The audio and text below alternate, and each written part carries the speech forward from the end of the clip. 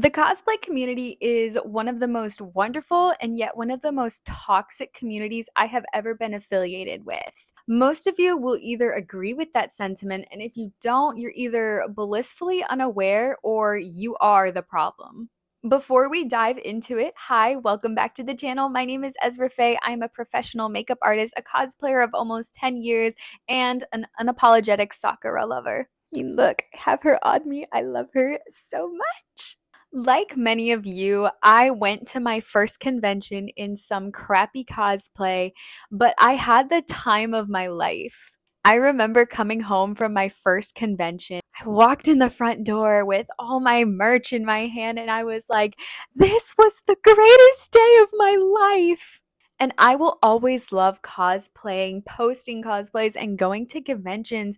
But it's painfully clear that as I got older and as anime and cosplay got more popular in American culture, especially, that cosplay and conventions have become nothing more than a huge clout contest. It feels like everybody wants to become famous, grow their follower count, and be that person that gets approached at cons like, oh my God, are you this person? And even if becoming famous off of cosplay isn't something that you want, you probably know someone who chases it very earnestly. And I will admit there have been a few times at conventions where someone has approached me like, "Hey, are you Ezra Faye?"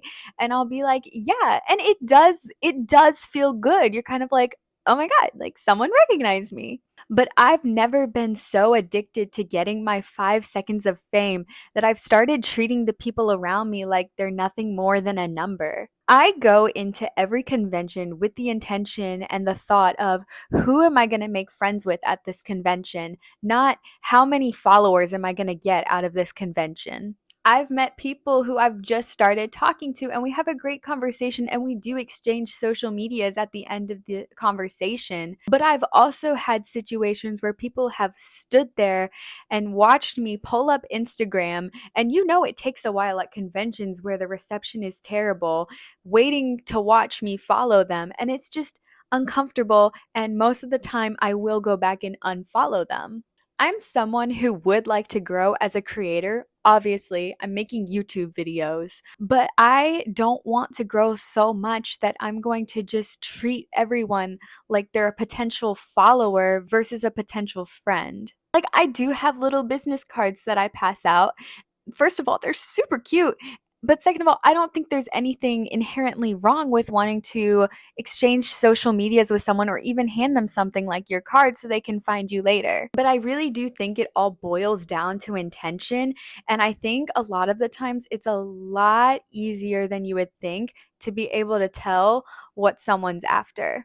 There are a handful of cosplayers that have reached that level of fame in the community, which basically equates to a high follower count. For some people, it's well deserved.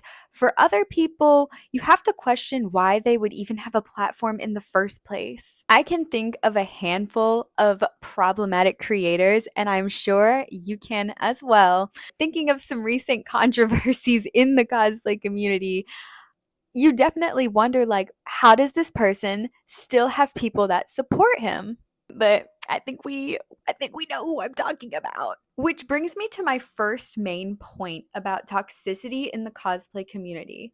I'm sure a lot of you are well versed in some of the biggest controversies in the cosplay community, situations that very much warrant someone getting canceled. And if they haven't been canceled, like, people are actively trying to, and rightfully so. But then there's also circumstances where people are just looking for a reason to make that exposure post about someone, to find a reason to put the internet against a certain individual and cancel them. Certain offenses undoubtedly warrant someone being shunned. There's unspeakable acts that people have committed at conventions or in the cosplay community that absolutely should not be endorsed. And then there's other situations where you see someone making like a 10-page expose about some person in the cosplay community that ultimately they just don't like. And another reason why people are trying to cancel other people in the cosplay community so often, they're trying to take someone down so that they can have more of the spotlight for themselves.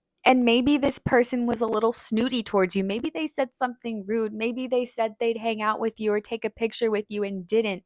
And while that stuff isn't cool, I think there are a lot worse things that we should be focusing our efforts towards. And with canceling someone or calling out someone for something that they did, especially in a convention setting, the question is raised of, when is this person allowed back into the community? Let's say that someone at a con did something publicly that was very inappropriate.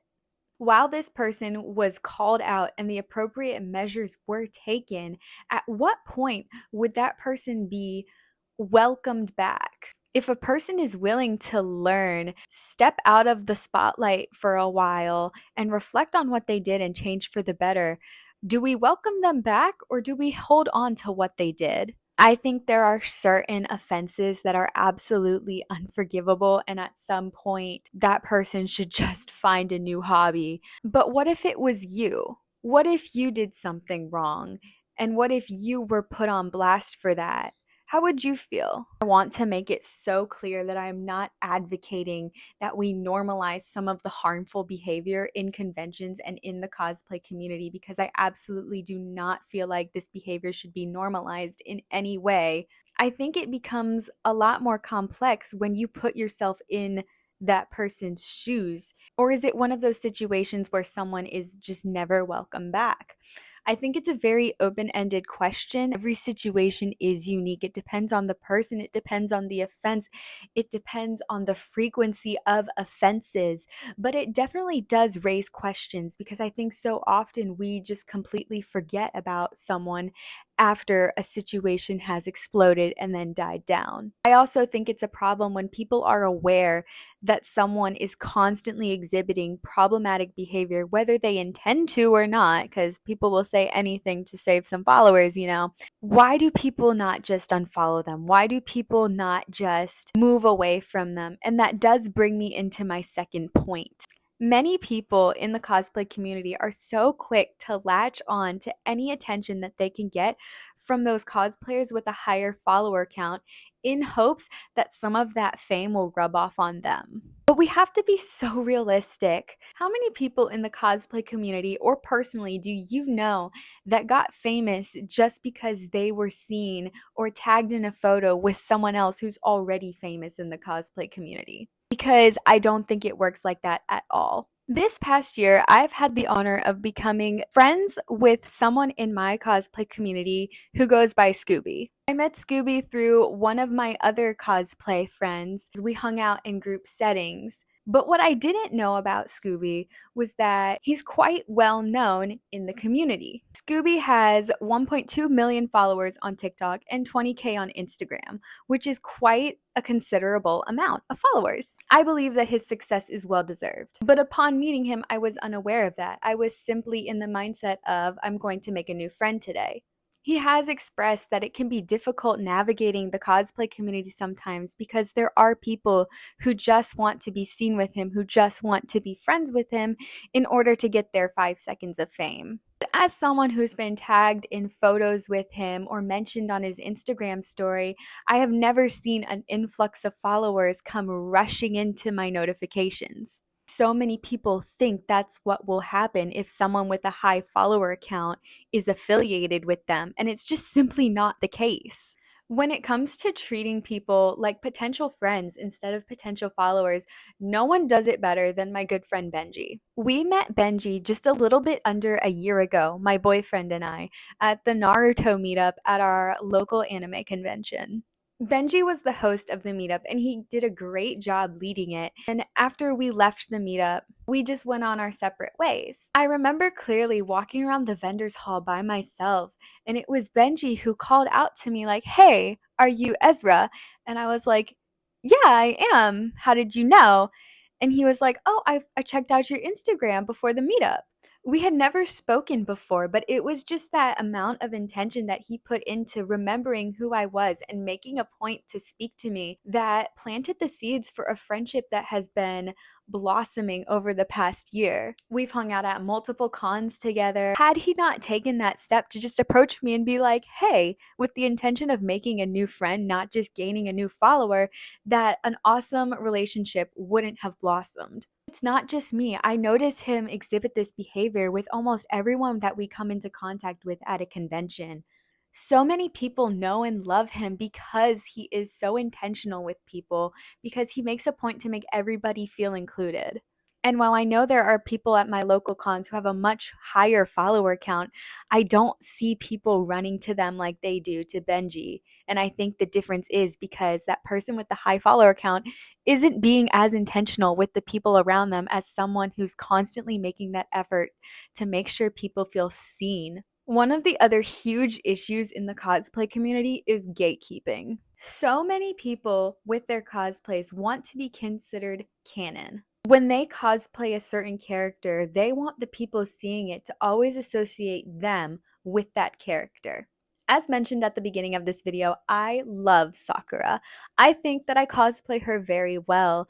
However, my head is not so far up my ass that I'm in the mindset like, oh, I am her. Nobody else can be her because I'm her. That sounds like some shit you would hear on the playground in kindergarten. Making a whole character your identity so much that nobody else is allowed to like that character as much as you do, or God forbid, someone ship your character with someone you don't ship them with. It's the most childish behavior I've ever seen, and yet it's so prominent. Do you know what I do when I see someone who's also cosplaying a character that I strongly love? I go up to them and I say, "Oh my God, I love this character too." And yet, I've heard so many stories of people who are cosplaying a character getting nasty glares from someone else who's also cosplaying that character. Everybody wants to do it best. Everybody wants to be canon.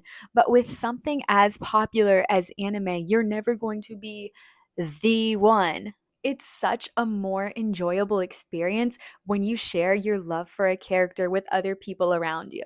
And I think of none other than my friend Danny when I mention this point. I've stated in previous videos how much I love Itachi.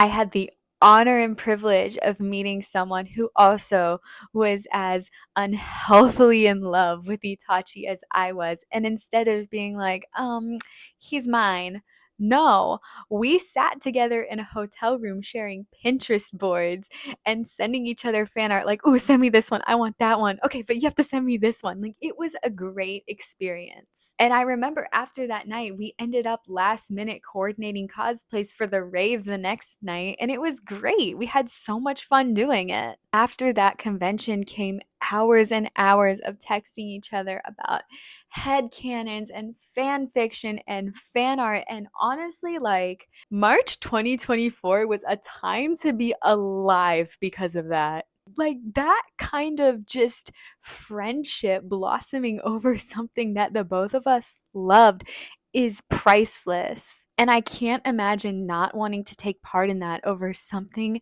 as childish as, oh, well, I want that character for myself. There are so many different ways that you can make friends with people that you would have never expected to make friends with in the cosplay community. Sometimes these friendships can be life-changing. I know a handful of them have been for me. But something that has helped me keep my head on my shoulders throughout this whole experience is just going into it with that same sense of wonder that I had when I first started going to conventions when I was like 14 or 15.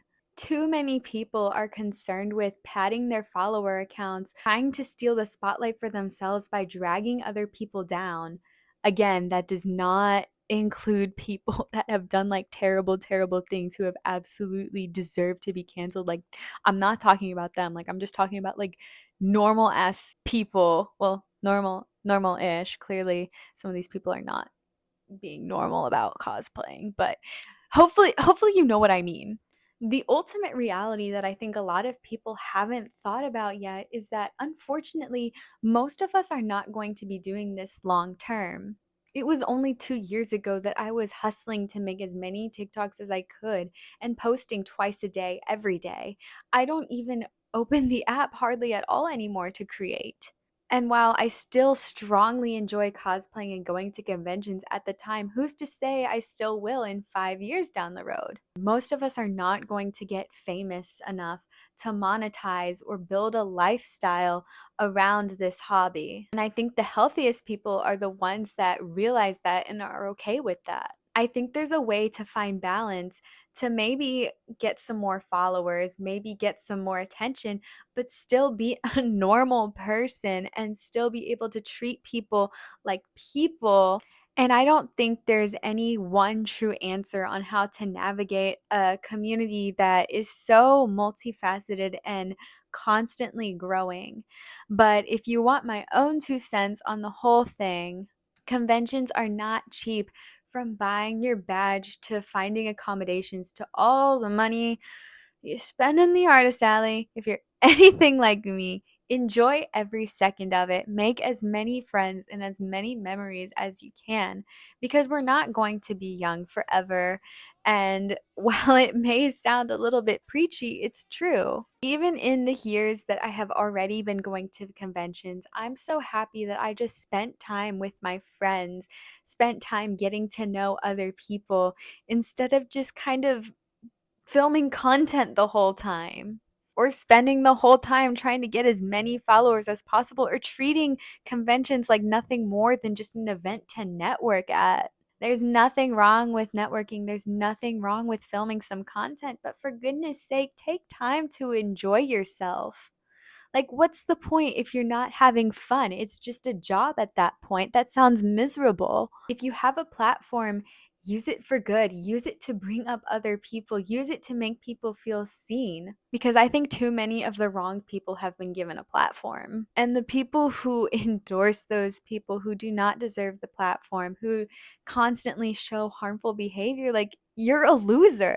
As this winter convention season gets rolling, don't forget to have fun. Try to make some new friends and don't get so caught up on what's going on the internet. I don't really want to be like a drama YouTuber or a commentary YouTuber, but I do want to do like cosplay related content. And this is something that's always been weighing on my heart. So if you're still here, thank you so much for watching to the end.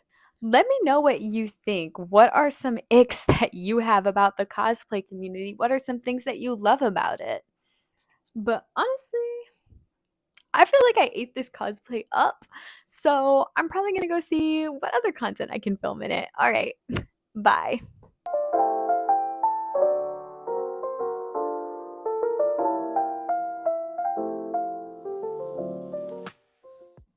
Dog, look, I told you I love him so much. Like, that's the Itachi shrine. But wait, what about the Sakura shrine?